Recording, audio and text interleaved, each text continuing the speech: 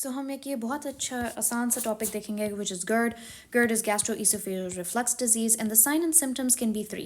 First of all, it can be a typical picture, it can be an atypical picture, or it can be an alarming picture. So now we need to see why GERD happens in the first place. So we know that the lower esophageal sphincter is not functioning properly. What can happen is, this is the pylorus, and then this is the lower esophageal sphincter.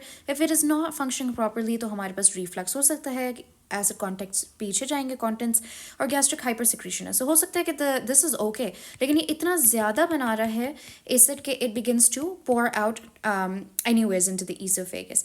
Hiatal hernia is when a part of this stomach comes out and it is now stuck in the diaphragm. ये इस तरह से एक bulge बना देता है. And when it does that, तो of course now there's no more space for the acid to sort of peep through. So that is hiatal hernia. And then obesity just makes one more susceptible, and alcohol and smoking. So just to recap, one is the esophageal change, एक is the non-esophageal change. And non-esophageal में we have hiatal hernia, hiatal hernia, and then the next thing that we have is hypersecretion, right? And then there are two lifestyle choices, just obesity, smoking, and alcohol.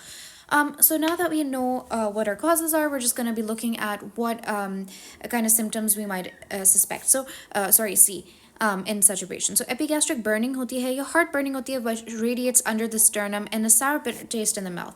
Now sounds reasonable enough, sounds like GERD, sour taste hai, bitter taste hai, और उसके अलावा epigastric burning होती है, so it feels like heartburn.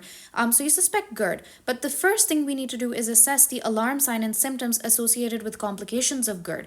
Why? Because अगर तो वो complications develop हो गई हैं, तो those are alarm signs, and we need to treat it before something bad or sinister happens. Now, what are the alarm sign and symptoms? So with these two findings, for example, so heartburn and with bitter taste, we're going to be looking, is there chest pain or severe heartburn? So we're going to assess the severity. Then we're going to see dysphagia to nahi hai. So dysphagia ka matlab hai ki we're having difficulty swallowing, and then odontophagia means कि there is pain swallowing. तो इन दोनों का क्या मतलब है? इसका मतलब है probably stricture develop हो गया है, या वो area fibrose हो गया है जिसकी वजह से food अंदर जा नहीं पा रहा ठीक. Weight loss, why do we get concerned whenever there's weight loss? Because that can be because of cancer. And then we have melena and hematemesis. So melena and hematemesis is basically a bleed की picture, right? And then vomiting, अगर बहुत ज़्यादा vomiting हो रही है, and let's say कि it gets really bad, for example, there's a stricture, vomiting बहुत ज़्यादा होता है, that can lead to Mallory-Weiss syndrome, and this could then lead to rupture. So we just need to be looking out for बहुत ज़्यादा जो vomiting हो रही है in this patient. और उसके अलावा हम देखेंगे कि डिस्कम्फर्ट तो नहीं है, या पैलर तो नहीं है. पैलर का मतलब है कि ढेर सारी ब्लीडिंग हो गई है, या हमें कोई एविडेंस ऑफ जीआई ब्लीडिंग मिल रही है, लाइक हेमाटोमेसिस या Melana.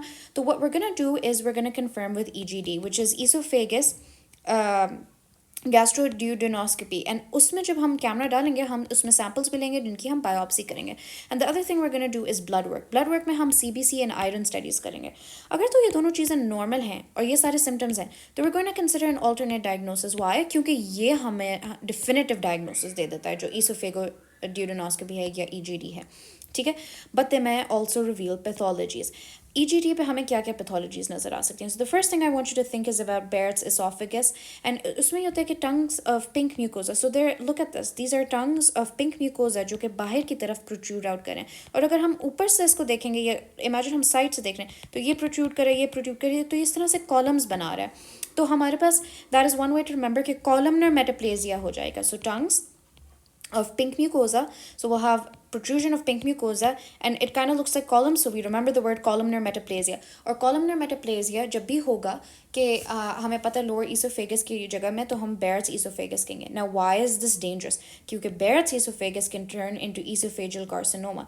So esophageal carcinoma can be a consequence of Barrett's esophagus, which is why we need to be worried about this.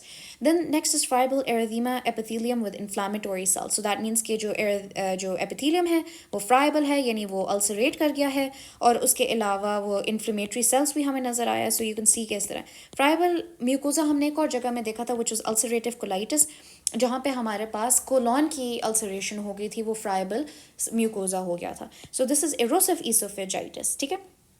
esophagus. फिर esophageal mass है या peptic stricture है. So esophageal mass, why is this concerning? Because this mass can be cancer. And the second thing is stricture. Now what is stricture? ये होता ये है कि peptic stricture is basically कि stomach की बार बार contents ऊपर नीचे बार बार हो रहे हैं जिसकी वजह से फाइब्रोसिस हो गया है एंड फाइब्रोसिस की वजह से एबनॉर्मल ग्रोथ्स हो गई हैं और ये स्ट्रक्चर बन गया है जिसकी वजह से now this is opening is narrowed. So these are this is a complication stricture. Number 2 complication is carcinoma. फिर 3 is ulcers. Of course हमें पता है कि बार बार ये friable है, ये क्या हो रहा है, तो ulceration हो जाएगी esophagus की. तो the third is ulcers. And then the fourth is pneumonia. Why? क्योंकि I just want you to think कि जो हमारे पास trachea है and the lungs are right in front of the esophagus. So they are close together. So what happens when they're close together? कि ये बार बार जब ऊपर की तरफ आएगा, जब ये बार बार ऊपर की तरफ आएगा तो हो ये सकता है कि ये थोड़ा सा जो है जो रिफ्लक्स का हिस्सा है वो हो सकता है कि it then is transferred into the trachea and trachea में ये ब्रीडिंग ग्राउंड बन जाएगा for pathogens and it can lead to recurrent pneumonia. So it settles in the lungs eventually. Blood work में हमें क्या होगा कि वी नो कि ये क्रॉनिक डिजीज़ है. क्रॉनिक डिजीज़ में हमें क्या पता है कि आयरन की डिफिशेंसी हो जाती है.